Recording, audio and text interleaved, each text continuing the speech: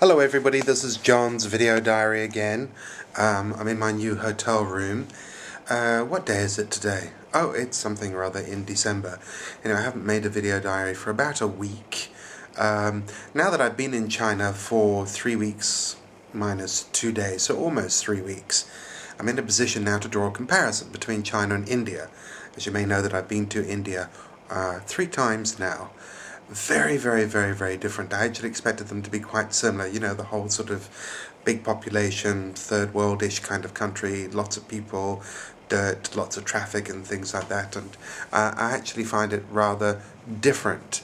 In fact, the Chinese are a lot less annoying than the Indians. I do find the Indians rather irritating. They seem to be rather sycophantic and obsequious in their demeanour, and seem to be obsessed with the question of marriage. It doesn't seem to matter what you're talking about with them or what you're discussing, even if you're ordering a curry or some yogurt to go with your very hot curry. So, hello waiter, may I have some yogurt please to go with my chicken vindaloo? Oh yes sir, but are you married? And they seem to bring it into every conversation that they have. Are you married? Are you married? That's all they ever seem to say. In fact, I went along to a doctor. They're an Ayurvedic doctor doing the whole sort of natural health thing. So basically having the crap beaten out of me with massages and oil sort of poured onto my third eye and things like that. And so you fill in the form, your name, middle name, surname, where you're born, not that that makes any difference. And then, oh yes, so the other thing that they're really obsessed with, you're going to put your father's name down on it. Even if you buy a train ticket or register in a hotel, they want to know what your father's name is and his occupation. And I'm thinking, hello, I'm not 12. My father's occupation, well, he's 104. He's watching the grass grow on Dulwich Green, for God's sake. What else would you be expecting him to do, having a son of this age? Anyway, so they want to know about that. Are you married?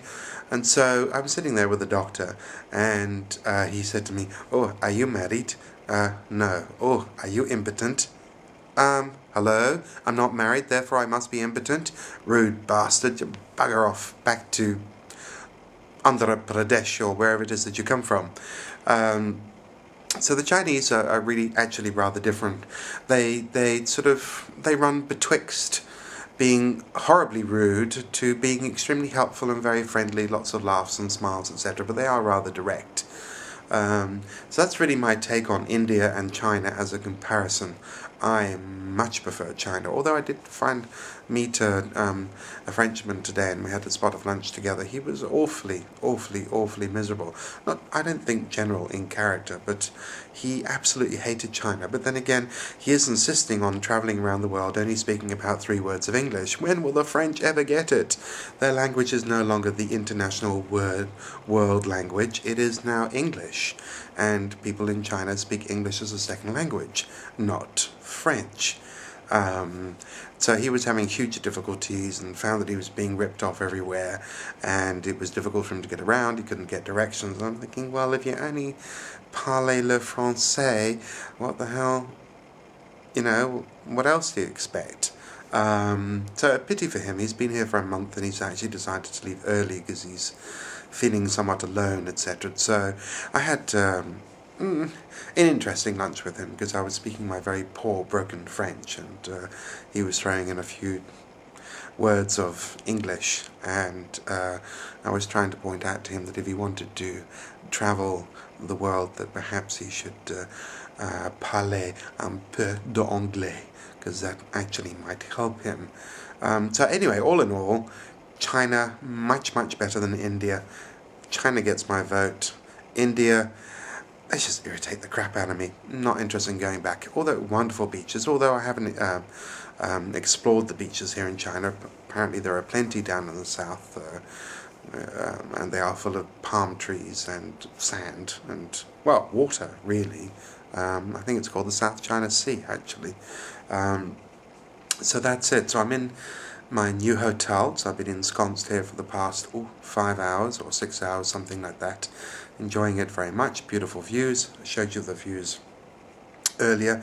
Went back to Tai Chi class because I've actually just spent the past 3.5, 4 days in bed with a cold. I'd rather have spent 4 days in bed with someone else, but no, a cold.